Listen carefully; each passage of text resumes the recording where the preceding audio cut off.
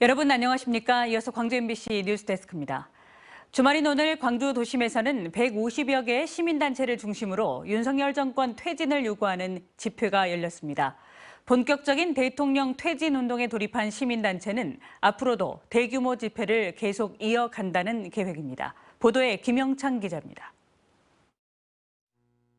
윤석열 정권 퇴진을 요구하는 시민단체와 시민들이 도심 한복판을 행진합니다.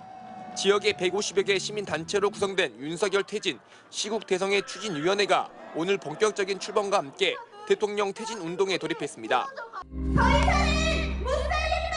윤석열을 퇴진하라! 시민들도 참여했는데 주최 측 추산 500여 명이 모였습니다. 윤 대통령의 공천 개입 논란과 최상병, 김건희 여사 특검법 거부권 남발로 민주주의가 실종됐다는 겁니다. 우리가 들고 있는 촛불을 가볍게 생각하지 마십시오. 이 촛불이 언제 횃불로 들불처럼 번질지 모릅니다. 최수근 해병 순직 사건의 핵심 윤석열을 탄핵하자! 일제강제동원 피해자에 대한 제3자 변제안 등 현 정부가 일본의 대변인 역할을 자처하고 있다며 대통령 퇴진과 외교 정상화를 촉구했습니다. 마치 일본 정부의 대변인이냐, 도움은 주지 못할 명령, 방해하고 위법적인 방법으로 제3자 변제를 강제하고 일제강제동원 시민 모임을 겁박하고 있습니다. 더불어민주당이 주도하는 김건희 여사의 특검법을 촉구하는 천만인 서명 운동도 이어지고 있습니다. 김건희 여사 특검법을 하루라도 빨리 이루어지기 위해서 나온 서명운동을 했어요. 대규모 집회가 열리면서 경찰은 100여 명을 투입해 돌발 상황을 대비했지만 인명피해는 발생하지 않았습니다. 시민단체는 대통령 퇴진을 요구하는 대규모 도심 집회를 앞으로도 이어간다는 계획입니다. MBC 뉴스 김영창입니다. 수능 시험이 끝나고 수시 전형 입학을 위한 각 대학별 면접이 본격적으로 시작됐습니다. 외딴 곳에 살아 면접을 대비하기 어려운 수험생들을 위해서 직접 찾아가는 모의 면접 프로그램이 열리고 있습니다. 김규희 기자가 보도합니다. 섬마을의 한 고등학교에 모의 면접장이 마련됐습니다. 도시에 있는 학원이나 진학 상담센터까지 가기 어려운 수험생들을 위해 모의 면접관들이 직접 찾아간 겁니다. 학교 생활 기록부를 바탕으로 학생별 맞춤형 질문을 준비한 면접관들. 실제 입학 사정관으로 근무했던 경험을 바탕으로 최근 면접 경향까지 파악해 예상 질문을 엄선했습니다. 역사를 가르치는 교사와 다른 과목을 가르치는 교사가 어떤 부분이 좀 차이가 있을 것 같아요? 실전처럼 긴장 속에 답변하는 학생들. 초등교사로서 가장 중요한 자질은 관찰력이라 생각합니다. 왜냐하면 초등학교 시기의 아이들은 아직 꿈이 미정된 아이들이 많습니다.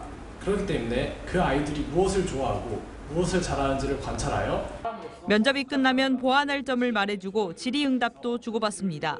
자연계열에서는 개념과 관련된 내용들을 많이 물어볼 거예요. 인문계열보다 더 그런 것들 중요시하기 때문에 그럴 때 이제 답변은 항상 두 가지식으로. 전남교육청이 지난해부터 시작한 꿈대로 이동 모의 면접 프로그램입니다. 완도, 노화도와 금일도, 신안, 도초도 등 섬과 읍면 지역을 중심으로 전남 지역 22개 고등학교에서 학생 125명이 이 프로그램에 참여했습니다. 부족한 부분을 딱 짚어주셔가지고 그 부분이 좋았고 이번에 해주신 질문들을 가지고 저의 생기부를 다시 한번 복귀시키면 되겠다고.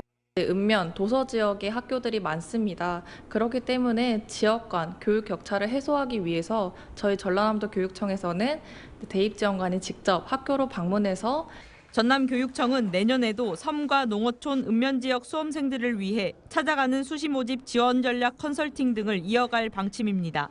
MBC 뉴스 김규희입니다. 민간 해상 풍력 사업이 본격화되고 있는 신안군을 에너지 특구로 지정해야 한다는 주장이 제기됐습니다. 전국 최초로 민간 주도 에너지 재단을 설립한 신안군에서 주민 포럼이 열렸습니다. 박정호 기자가 현장에 다녀왔습니다. 민간 주도의 전남 해상풍력 1단계 사업지에서 첫 전력 생산이 시작됐습니다. 자은도 북서쪽 9km 해상의 풍력 발전단지가 가동되면서 오는 2030년까지 14.3기가와트의 해상 풍력 발전단지가 만들어질 예정입니다. 태양광 발전을 통해 햇빛 연금이 지급된 데 이어 바람연금이 내년부터 지급될 예정입니다. 분산에너지 특별법에 의해서 편차를 훨씬 넓혀서 20% 정도만 편차만 있어도 삼성이 1년에 10조 원 전기료를 쓰는데 2조가 전략되는데 오지 말하기도 어려웁니다. 전국 지자체 최초로 민간주도 에너지재단을 설립한 신안군에서 첫 주민 포럼이 열렸습니다. 신안군의 바람과 햇빛 등 자연자원을 이용한 재생에너지 산업을 극대화하고 주민과 자연의 공존 방안을 마련하기 위해서입니다. 포럼에서는 신재생에너지를 통한 지속가능한 지역 발전을 위해 신안군 전역을 에너지 특구로 지정해야 한다는 주장이 나왔습니다. 에너지 특구는 현행 법률로는 광역 지자체만 설정이 가능한 것이지만 태양광에 이어 풍력과 수소전지 등으로 확장되는 신안군의 자원 여건으로 볼 때 충분하다는 겁니다. 우리가 돈이 없어서 모든 것도 아니고 기술이 없어서 모든 것도 아닙니다. 여러 가지 주민 수용성의 문제부터 풀어야 할 문제가 많고 에너지 융복합 산업단지와 지역 특화 집적단지 조성 등 에너지 특구 조성을 위한 기반을 갖춘 신안군. 신재생에너지 수도인 신안이 에너지 생산의 중심이 되는 기반 마련이 시급합니다. MBC 뉴스 박종호입니다. 광주시 재정 여건의 악화로 발주 공사 기간이 연장되면서 보상금 성격의 소송이 잇따른 것으로 나타났습니다. 광주시 의회가 발간한 제2회 추경 경정 예산안 검토 보고서에 따르면 지난해부터 올해까지 광주시를 피고로 한 공사업체의 간접비 소송은 5건으로 확인됐습니다. 서창천 고양해강 설계 변경으로 인한 지연과 봉선 배수지 토지 보상과 지작물 이선 지연 등으로 각각 1억 원대의 소송이 진행 중에 있습니다. 광주시 의회는 향후 유사한 문제가 발생하지 않도록 광주시가 적극적인 대책을 마련해야 한다고 촉구했습니다. 더불어민주당 민형배 의원이 해직 기자 등 5.18 민주화운동 관련자 보상에 관한 5.18 보상법 개정안을 광주 지역 전체 의원과 함께 발의했다고 밝혔습니다. 개정안에는 5.18 관련자로 추가 인정된 해직자와 학사 징계자들에게 보상금을 지급하고 소비자 물가지수를 반영해 금액을 결정하도록 명시했습니다. 광주 지역 가을 공공축제장에서 일회용품 사용이 여전한 것으로 나타났습니다. 광주환경운동연합이 지난 9월부터 열린 광주 공공축제 30곳에서 일회용품 사용 실태를 점검한 결과 종이컵은 29곳에서 플라스틱컵은 28곳에서 사용한 것으로 확인됐습니다. 또 분리배출함이 설치된 곳은 전체의 3분의 1인 10곳에 그쳤고 일반 쓰레기와 재활용 쓰레기가 혼합된 곳도 20곳으로 절반이 넘었습니다. 한편 광주시 조례에는 공공청사 또는 행사에서 일회용품은 사용하지 않아야 한다고 규정하고 있습니다.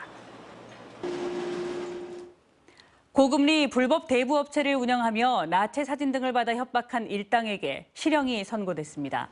광주지방법원 정영하 부장판사는 대부업법과 성폭력 특례법 등을 위반한 혐의로 기소된 30대 김모 씨에게 징역 4년을 선고하고 공범 피고인 3명에게는 1년 6개월에서 4년을 각각 선고했습니다. 이들은 소액 대출 조직을 운영해 피해자 200여 명에게 연이율 9,000%로 수억 원을 빌려주고 나체 사진 등을 담보로 받아 협박한 혐의로 기소됐습니다. 친모를 상습 폭행한 전과자가 같은 혐의로 3번째 실형을 선고받았습니다. 광주지방법원 정영하 부장판사는 고령의 어머니를 상대로 한 폐륜적인 폭력 범행으로 죄질이 매우 불량하다고 징역 3년을 선고했습니다. 언제 어디서나 내 손 안의 뉴스. 광주 MBC 뉴스 유튜브 구독으로 함께하세요.